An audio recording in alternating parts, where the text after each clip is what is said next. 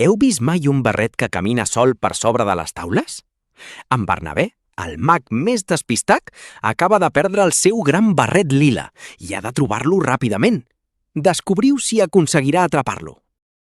En Bernabé es va llevar amb el cap ben fred aquell matí de sol. On era el seu barret de vellut? Sense ell, la seva màgia no funcionava gens bé i les pomes del jardí es tornaven de xocolata. Va mirar sota el llit, però només va trobar un mitjó de ratlles i una sabata vella que cantava cançons de bressol. El barret no hi era, però a terra hi havia un rastre de purpurina daurada molt brillant. Seguint el rastre de llum, en Bernabé va arribar fins al jardí encantat. Les flors reien i les papallones ballaven al ritme del vent. Allà, entre els rosers, va veure una punta lila que es movia amb molta pressa. «Ei, barret, torna aquí ara mateix!» va cridar el mag amb un somriure. Però el barret, que tenia ganes de jugar, va fer un salt increïble i es va amagar darrere d'una font d'aigua blava i cristal·lina. Dins de la font hi vivia una granota de color verd maragda que portava unes ulleres de sol molt modernes. La granota va fer un rauc d'alegria i va ajudar el mag a buscar el barret fugitiu. «El teu barret ha passat per aquí fent saltirons», va dir la granota amb veu roncada. «Ha anat cap al bosc dels arbres caramels. Corre, que si s'omple de sucre passarà massa i no podràs agafar-lo mai». En Bernabé i la granota van arribar al bosc. L'aire feia olor de maduixa i de vainilla. Tot de sobte, el barret va aparèixer volant per sobre de les branques, llançant caramels de colors com si fossin petits focs artificials. De sobte, el barret va començar a esternudar. «Atxing! Atxing!» Amb cada esternut sortia un conill de cotó de sucre que saltava feliç per l'herba. El barret tenia un refredat màgic i s'havia de curar aviat. «Pobre barret meu, té els suquets de la màgia barrejats!» va exclamar en Bernabé preocupat. Necessitaven trobar la flor del riure per calmar els esternuts i que el barret tornés a la normalitat abans de la posta de sol.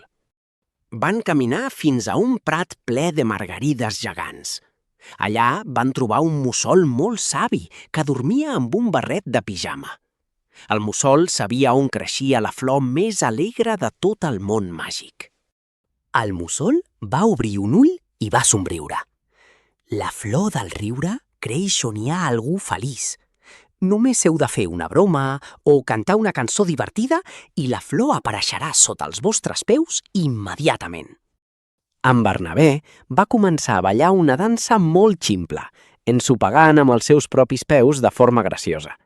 La granota reia tant que feia salts mortals i, de cop, una flor groga va brollar de la terra. La flor del riure feia unes pessigolles suaus. En Bernabé la va agafar amb cura i la va llançar cap al barret. Quan la flor va tocar el vellut lila, els esternuts es van convertir en rialles sonores i dolces. El barret, ja curat, va baixar lentament del cel i es va posar tot sol sobre el cap d'en Bernabé. El mag va sentir un caliu molt agradable. Per fi tornava a tenir el seu tresor preferit. Però l'aventura no havia acabat. El barret volia donar les gràcies a la granota i al mussol.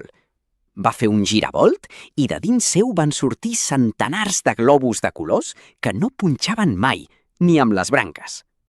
«Anem a la plaça del poble», va dir en Bernabé. «Avui farem la festa més gran que s'ha vist mai. Tots els nens i nenes estan convidats a veure la màgia del meu barret recuperat i les seves sorpreses». Quan van arribar, els nens van córrer cap al mag. En Bernabé es va treure el barret i el va girar. En lloc d'un conill, van sortir-ne petits dracs de joguina que treien bombolles de sabó en comptes de foc. Tothom menjava els conills de cotó de sucre que havien aparegut abans al bosc. Eren tan dolces que feien que a tothom li vinguessin ganes de cantar cançons d'amistat i de pau sota les estrelles brillants. El barret estava tan content que va començar a brillar com si tingués una llanterna a dins. Va il·luminar tota la plaça, fent que les ombres semblessin dibuixos animats que ballaven alegrement a les parets de pedra. La granota va trobar un timbal i va començar a tocar un ritme bonic. El mussol, que s'havia despertat del tot, feia cors amb la seva veu greu i serena. Era una nit màgica, on ningú no estava trist. En Bernabé va comprendre que el seu barret no s'havia escapat per maldat, sinó perquè volia portar una mica d'alegria a tothom.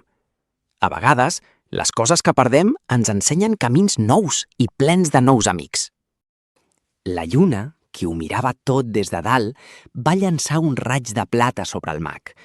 Era l'hora d'anar a dormir i descansar després d'un dia tan intens. El barret també semblava cansat i s'havia tornat suau. En Bernabé va tornar a casa seva. Es va posar el pijama de seda i va deixar el seu barret lila sobre la tauleta de nit. El barret va fer un petit sospir de felicitat i es va quedar ben quiet. I així, amb el cor ple de riales i la ment plena de colors, el mag es va adormir profundament. Si algun dia perdeu alguna cosa, no patiu. Potser està buscant una mica de màgia per a vosaltres. Bona nit.